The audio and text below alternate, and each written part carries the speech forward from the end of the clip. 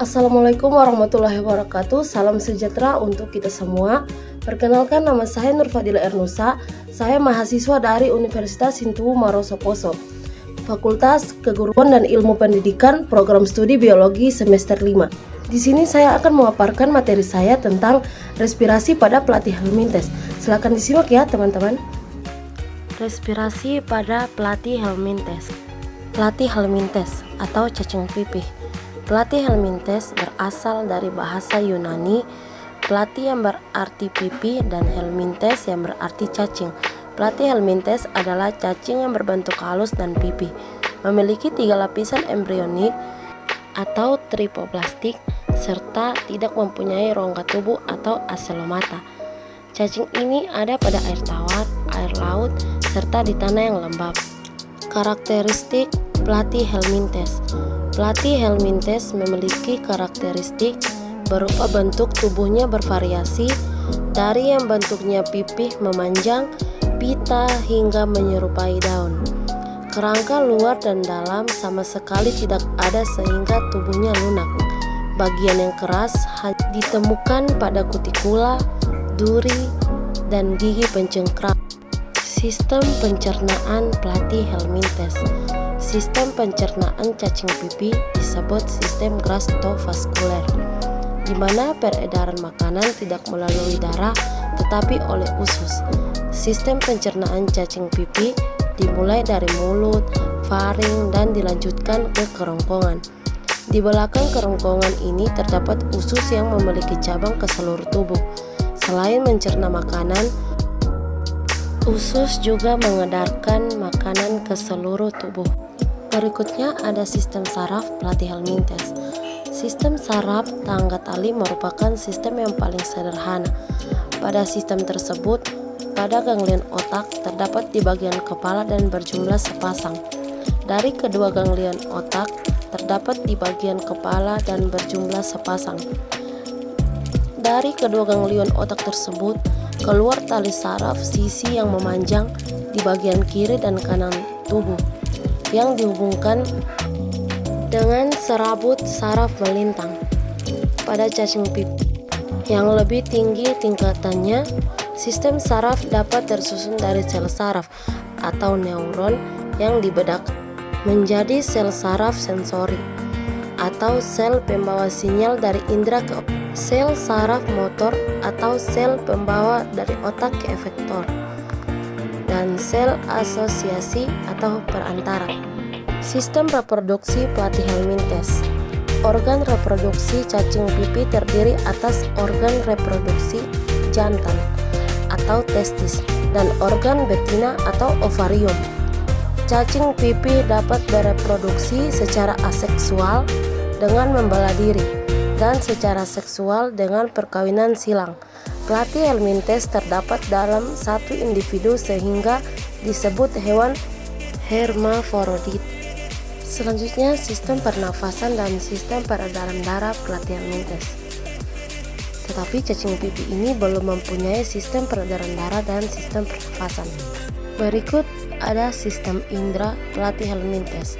Beberapa cacing pipih memiliki sistem pengenderaan berupa seli, yaitu bintik mata yang mengandung pigmen peka terhadap cahaya.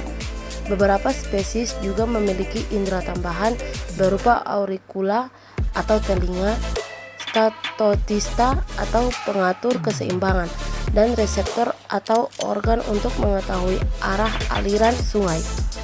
Umumnya cacing pipih memiliki sistem regulasi yang disebut protonefridia. Sistem ini terdiri dari saluran berpembuluh yang berakhir di sel api. 1. Cacing pipih bersifat tripoplastik acelomata, yakni memiliki 3 lapisan embrionik terdiri atas ektoderm, mesoderm, dan endoderm, serta tidak memiliki rongga tubuh. Yang kedua, rongga tubuh pencernaan tidak mempunyai anus. Selanjutnya, mempunyai tubuh simetri bilateral. Yang keempat, tubuh lunak serta adanya sila pada epidermis tubuh. Yang kelima, biasanya hidup sebagai parasit kecuali planaria. Yang keenam, tidak mempunyai sistem sirkulasi. Yang ketujuh, pernapasan dilakukan dengan permukaan tubuh serta ruang gastrovaskuler. Yang kedelapan, reproduksi secara vegetatif atau fragmentasi, aseksual, serta generatif atau pembuahan silang atau seksual. Yang terakhir, bersifat hermafrodit atau mempunyai dua alat kelamin pada satu tubuh. Selanjutnya, klasifikasi Platyhelminthes. Yang pertama ada Turbellaria atau cacing berambut getar. Yang kedua ada Trematoda atau cacing isap. Yang ketiga ada Cestoda atau cacing pita. Turbellaria atau cacing berambut getar. Turbellaria adalah Platyhelminthes yang memiliki silia atau rambut getar pada permukaan tubuhnya yang berfungsi sebagai alat gerak. Pada lapisan epidermis terdapat banyak sel kelenjar yang disebut rhabdoid yang berfungsi untuk melekat, membungkus mangsa dan sebagai jejak lendir pada waktu merayap. Di bawah epidermis terdapat serabut-serabut otot melingkar, longitudinal, diagonal, dan dorsoventral, sehingga Turbellaria mudah memutar dan meliuk-liuk. Selanjutnya ada contoh dari Turbellaria, yaitu Planaria, merupakan cacing pipi yang hidup di air tawar yang jernih, yang belum mengalami pencemaran berat. Biasanya cacing ini berlindung di bawah bebatuan, kepalanya nampak seperti segitiga. Panjang tubuhnya dapat mencapai 2-3 cm, berwarna coklat kehitaman. Di bagian kepala terdapat 2 bintik mata, fungsinya untuk membedakan gelap dan terang. Jadi cacing ini tidak mampu melihat warna. Planaria bersifat negatif. Di sini kita bisa melihat struktur tubuh dari Planaria. Selanjutnya ada Trematoda atau cacing hisap. Keberadaan Trematoda berjumlah sekitar 12.000 spesies di seluruh dunia. Hidup di dalam atau pada tubuh hewan lain. Semua cacing hisap adalah parasit, berbentuk silinder atau seperti daun. Panjang berkisar 1 cm hingga 6 cm. Cacing ini memiliki penghisap untuk menampilkan diri ke organ internal atau permukaan luar inangnya dari semacam kulit keras yang membantu melindungi parasit itu. Organ reproduksinya mengisi hampir keseluruhan bagian interior cacing hisap. Contoh dari Trematoda, Fasciola hepatica atau cacing hati.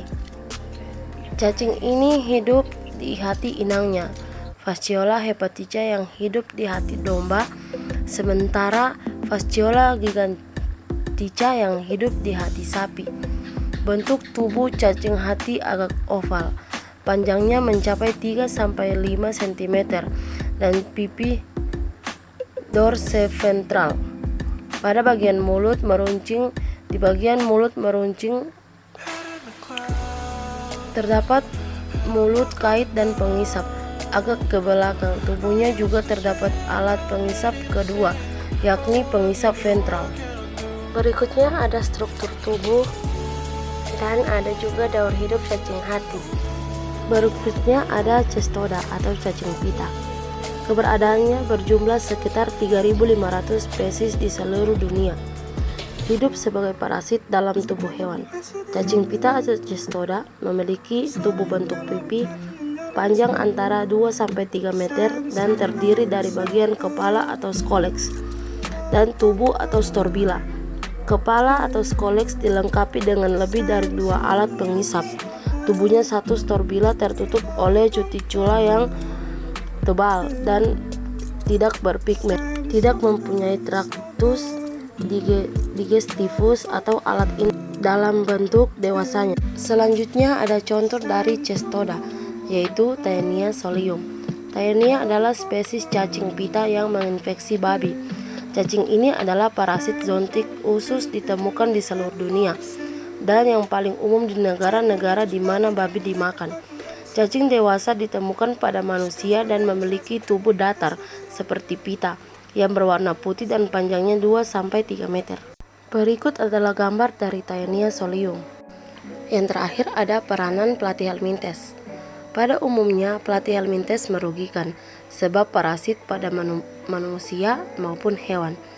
Agar terhindar dari infeksi cacing parasit atau cacing pita, sebaiknya dilakukan beberapa cara, antara lain: pertama, memutuskan daur hidupnya; kedua, menghindari infeksi dan larva cacing; ketiga, tidak membuang tinja sembarangan atau sesuai dengan cara-cara hidup sehat; dan tidak memakan daging mentah atau setengah matang. Poin keduanya adalah pelatih helminthes yang menguntungkan adalah Planaria sp. Demikianlah pemaparan materi dari saya. Jika ada kesalahan kata atau penulisan, saya mohon maaf. Saya akhiri. Wassalamualaikum warahmatullahi wabarakatuh.